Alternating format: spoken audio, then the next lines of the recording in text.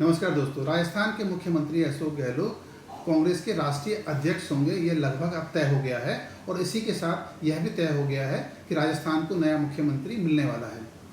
लेकिन बड़ा सवाल यह है कि मुख्यमंत्री के तौर पर चेहरा कौन होगा। इस वक्त देश में सबसे बड़ी बहस ये नहीं है कि कांग्रेस के राष्ट्रीय अध्यक्ष मुख्यमंत्री अशोक गहलोत बन रहे हैं, बल्कि बहस ये है कि राजस्थान का मुख्यमंत्री कौन होगा। ऐसे में सवाल ये है कि जो कांग्रेस का राजस्थान का जहाज है, उसके पायलट क्या सचिन होंगे या सीपी जोशी होंगे, या आलाकमान किसी नए चेहरे के साथ राजस्थान को चौंका सकता है।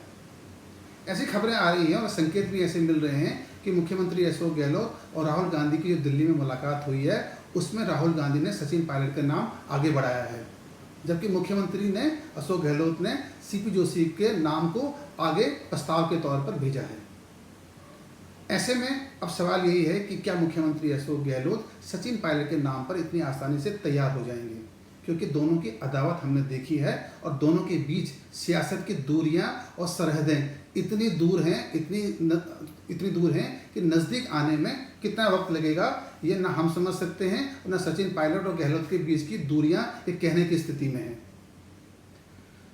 एक दूसरा पक्ष भी ये भी है कि राजस्थान में 2023 में विधानसभा चुनाव होने हैं। बीजेपी ये चाहती है कि अगर मुख्यमंत्री अशोक गहलोत पद छोड़ते हैं तो कोई कमज़ोर मुख्यमंत्री के तौर पर अगर बीजेपी कांग्रेस अगर किसी को लाती है तो उनके लिए बहुत आसान होने वाला है। कह सकते हैं कि राजस्थान में बीजेपी को दो ही चेहरे टक्कर दे सकते हैं, या तो वो मुख्यमंत्री अशोक गहलोत खुद हैं या सचिन पायलट।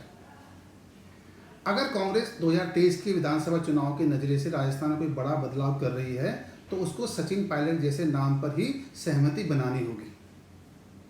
लेकिन क्योंकि सियासत में जो होता है वो दिखता नहीं है, इसलिए सियासी बदलाव कई बार और कई तरीके से बार बार हमको चौंकाता भी है। जहाँ तक मुख्यमंत्री अशोक गहलोत का सवाल है, पहली नज़र में और या पहली बार में अगर वो मुख्यमंत्री अशोक गहलोत सचिन पायलट के नाम पर तैयार हो जाते हैं तो ये कहना बहुत जल्दबाजी होगी। लेकिन मुख्यमंत्री अशोक गहलोत तभी सचिन पायलट के नाम पर राजी हो सकते हैं या सहमति दे सकते हैं कि जब राहुल गांधी सीधा संदेश गहलोत को दें कि वे सचिन पायलट को मुख्यमंत्री के तौर पर स्वीकार करें और दिल्ली में अपनी बड़ी जिम्मेदारी निभाएं।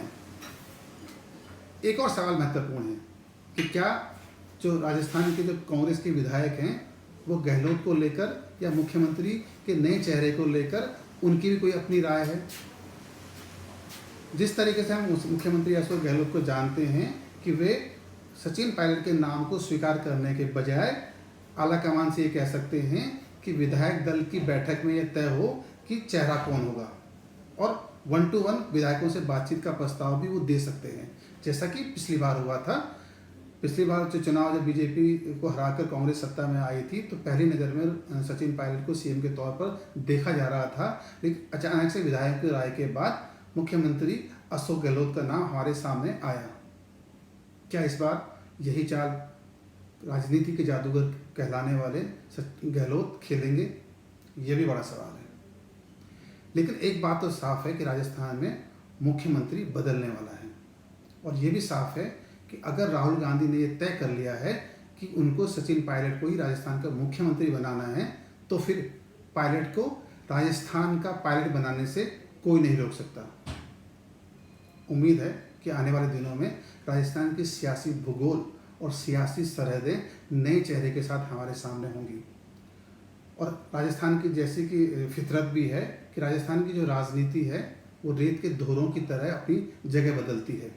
हवाओं की तरह रेत के धोरे सुबह कहीं और होते हैं, दोपहर को कहीं और होते हैं, शाम को कहीं और होते हैं, और हवाओं के साथ जगह बदलते बदलते रात को उनका ठिकाना कोई और होता है।